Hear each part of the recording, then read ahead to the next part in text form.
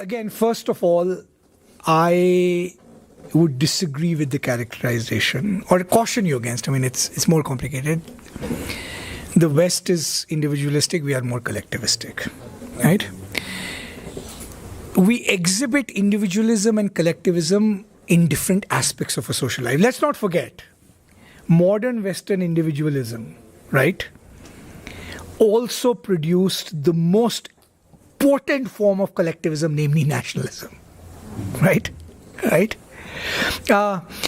And I mean, there is a kind of old debate going back, which is in some senses, right? The ontological unit that, in a sense, matters for political responsibility, right, is always the individual.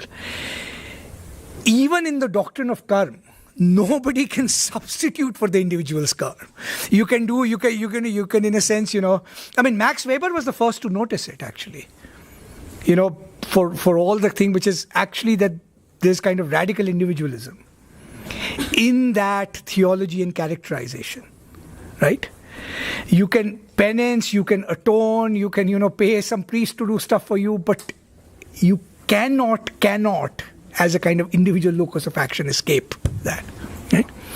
So theologically, philosophically, socially, individualism can get manifest in very different ways. We can be collectivist in some aspect, right?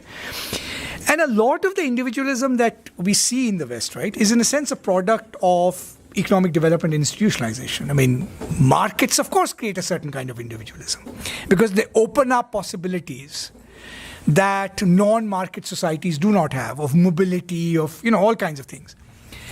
So I actually find increasingly the kind of the contrast that, we are individualistic, they are collectivistic. I think one has to take it kind of cautious, right? Now, the point about individualism in moral terms, in terms of kind of political legitimacy, which is, what is the basic unit of agency to whom you owe respect, right? Now, the form of collectivism that is insidious is one that denies the individual that. So, let's say there's a community, minority community X, that says to the majority, you cannot impose your way of life upon us. We don't consent to it. Perfectly legitimate argument. But of course, there are individuals within that community also saying that what you think of this community way of life must not be imposed on us, right? Now, at that point, if you say, actually, the mere fact that this is community, this is benchmarked to community, you're actually denying that individual the respect that's due to them, right?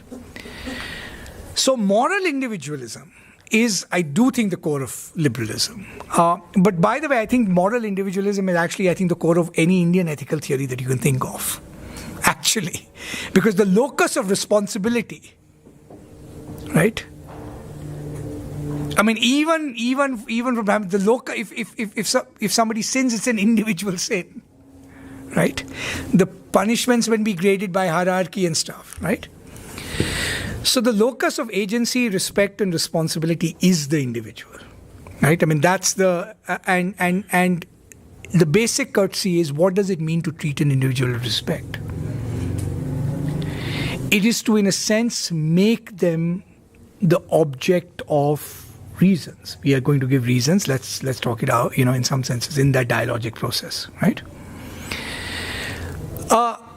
And I think in most societies, this is varied up and down. I mean, it's not been given, it's not fixed in the West. Right? So to me, I do think moral individualism is actually important if you're thinking about freedom in a sense at all.